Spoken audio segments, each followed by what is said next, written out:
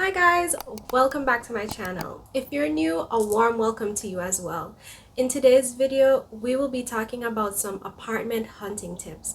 My family and I went to Orlando recently because we were looking for a new apartment. We are actually moving to Orlando. We were checking out some apartments and I realized that it would be great to drop some tips about things that you should think about when you're looking for an apartment. So if this is something that you're interested in, stay tuned. Hey guys, I am Nisi. I am a registered nurse and creator of this YouTube channel, Neslie's World. If you like the content I create on this page, remember to hit that subscribe button and also hit that notification bell so you can be notified whenever I post a video. Thank you guys for tuning in. Now let's get back to the video. The first tip that we're going to talk about is cost or affordability.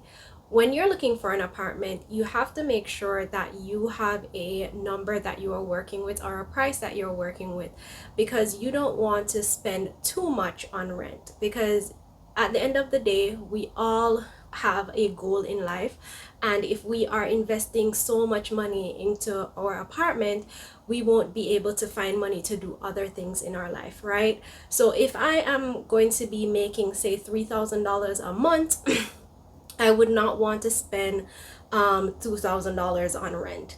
So that is like something that you have to think about. Another thing is the deposit. Remember, every apartment is different. It depends on your credit. So when they run your credit, they will see what you will be approved for. So you can be approved for, say, $150 deposit, or if you have issues with renting in the past, they might want a whole month's rent as a deposit. So that is something to think about. When you're looking for an apartment, there are other expenses that are actually tagged to that apartment fee. So other than your rent, let's say $1,000, you may have valet trash that is on there, you may have pest control that is on there, and you also may have, what is the other thing? I think it's water, sewage. In some other apartments, they use gas. You may have gas tagged onto that as well, or you may have to pay gas external. So these are some things that you need to ask when you're looking for an apartment. If you ask these questions, it will be able to cut down on the apartments or the list of apartments that you already have. So it would make apartment hunting a little bit easier. The second tip I have for you is amenities.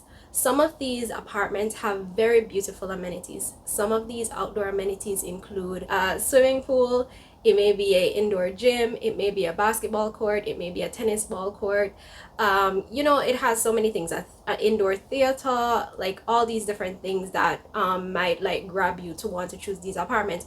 But at the end of the day, you have to know what you are looking for. So if you don't play basketball, I would not choose a apartment complex that have a basketball court if I'm not going to use it. If I don't play tennis, I'm not going to choose a tennis apartment that has a tennis court in it, because at the end of the day, you have to pay for these amenities. You're paying for it with the cost of the rent, and sometimes these rentals are very high, right? So you have to think about what you actually want in your apartment. Another thing, indoor amenities. One thing that I always want, or what I always look out for, is a full-size washer and dryer. I do not like a stackable dryer or a stackable washer and dryer, because it does not hold the stuff that I need to wash, so I don't like it, and I would not choose an apartment with that because it will become an inconvenience to me. These are some of the questions that I would ask before going to check out an apartment. If it has a stackable washer and dryer, it makes no sense for me to see it. If you haven't seen the last video that I posted, it is an apartment hunting vlog. I'm going to put a link above here so you can check that video out, okay? But on one of them, I actually went to an apartment that had a stackable washer and dryer, but when I spoke to the agent, they did not say that it was in all the units. So all their units have a stackable washer and dryer. So at the same time, I kind of wasted my time going there because I knew that I would not want that. But other than that, the apartment complex was very beautiful. It was so nice, and the amenities that they had there, like, I actually was trying to reconsider the the stackable washer and dryer, but no, at the end of the day I actually still need a full-size washer and dryer. Tip number 3, ask about their leasing terms. So their leasing terms might be month to month, every 3 months, every 6 months, or annually. And I think some of them go up to actually 15 months. I think so. So yeah, you just have to know what is the leasing term for that place, so you don't run into where you have to be breaking a lease. And that put me on to another point here under lease terms. Ask them about, in the case that you break your lease, what is the stipulations. Am I using that word right? What are the requirements if you break the lease? Say if you break the lease, am I going to be charged for 2 months rent, 3 months rent? Am I going to be is there options where I can pay for the apartment until it actually get rented, stuff like that. So always ask about their leasing terms and what you would run into if you were to break the lease in the case of an emergency. My fourth tip to you is to ask about income requirements when you're looking for an apartment. Some apartments actually have an income requirement that you have to look out for. So if you're making a certain amount of money, you are not able to rent there. Whether you want to talk down the person that is the leasing agent or whatever, you still can't live there. If you make a certain amount of money, you cannot live there, right? Also, if you don't make a certain amount of money, you cannot live at certain apartment complex, right? Some apartment complex may require you to make at least 3 times the monthly rent per month, right?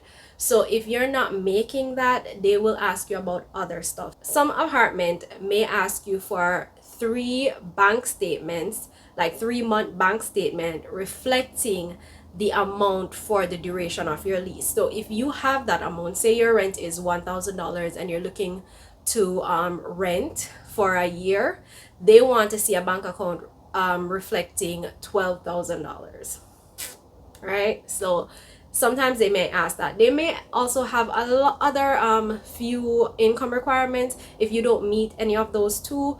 So if you don't meet any of those two, you can always ask them what are the income requirements, because you don't want to waste your time going through the application, going through all these things, and then you hit up on, but wait, well, how much are you making per month?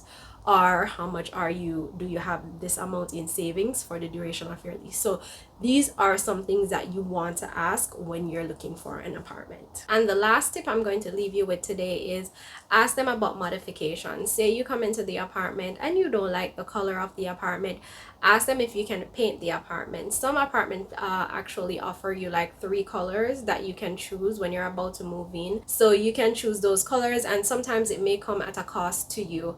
So yeah, don't go ahead and just slapdash bright green in the people's apartment, because you can run into some fees when you're actually moving out, especially if it's someplace that loves to overcharge.